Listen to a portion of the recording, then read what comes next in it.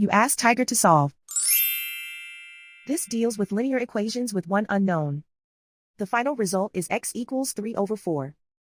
Let's solve it step by step. Group all x terms on the left side of the equation. Add 3x to both sides. Group like terms.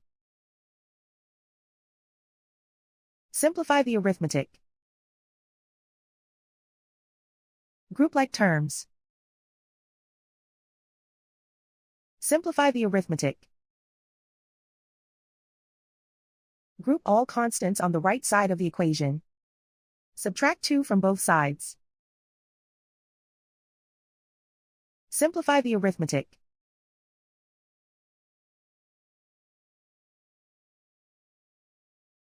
Isolate the x. Divide both sides by 8. Simplify the fraction. Find the greatest common factor of the numerator and denominator. Factor out and cancel the greatest common factor. And so the final result is x equals 3/4.